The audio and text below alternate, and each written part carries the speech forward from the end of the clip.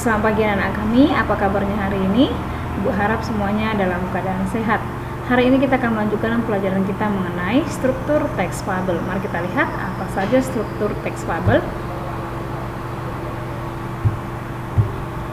Fabel memiliki struktur isi sebagai berikut. Yang pertama nanti ada tahap orientasi, di mana tahap orientasi merupakan tahap pendahuluan cerita dengan memperkenalkan tokoh-tokoh dan tempat terjadinya cerita. Contohnya nanti yang berjudul Rapat Para Tikus. Kita lihat contoh tahap orientasinya. Suatu ketika para tikus mengadakan rapat di balai desa tikus untuk menyusun rencana dalam rangka membebaskan diri dari musuh mereka, yakni sang kucing. Setidaknya mereka ingin menemukan cara untuk mengetahui kapan dia akan datang. Jadi mereka memilih waktu untuk melarikan diri. Sesungguhnya sesuatu harus dilakukan, karena mereka hidup dalam ketakutan terus-menerus terhadap cakarnya, sehingga mereka hampir tidak berani bergerak dari sarang mereka siang atau malam. Kemudian yang kedua, tahap komplikasi. Tahap komplikasi merupakan pengenalan masalah hingga terjadi konflik dan klimaks cerita. Klimaks berarti puncak masalahnya.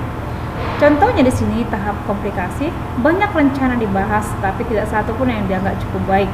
Akhirnya seekor tikus yang sangat muda bangkit dan berkata, "Saya punya rencana yang tampaknya sangat sederhana, tetapi saya yakin ini akan berhasil."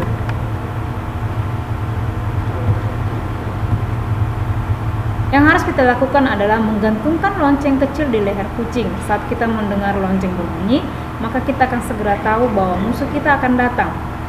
Para warga desa tikus merespon ide tersebut dengan antusias. Mayoritas dari mereka sangat setuju dengan ide yang brilian tersebut. Semua tikus benar-benar sangat terkejut karena tidak satu pun dari mereka yang pernah memikirkan rencana seperti itu sebelumnya. Tetapi di tengah kegembiraan atas keberuntungan mereka, seekor tikus tua muncul dan meminta izin untuk berbicara di depan mimbar balai desa.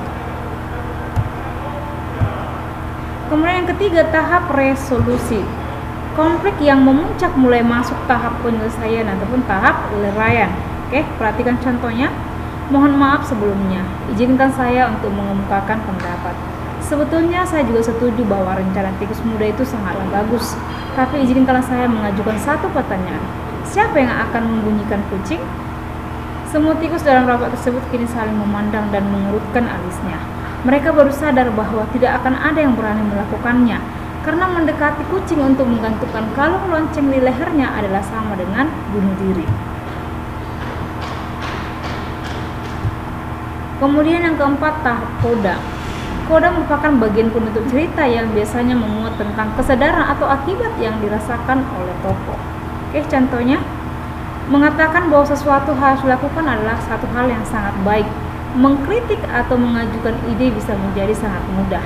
Namun dalam praktiknya, untuk mampu melakukan sesuatu dan benar-benar dapat memberikan perubahan adalah hal yang sangat sulit dan harus dipikirkan lebih matang lagi. Oke, sampai di sini pertemuan kita mengenai struktur teks fabel. Ibu harap anak kami boleh mengerti. Terima kasih.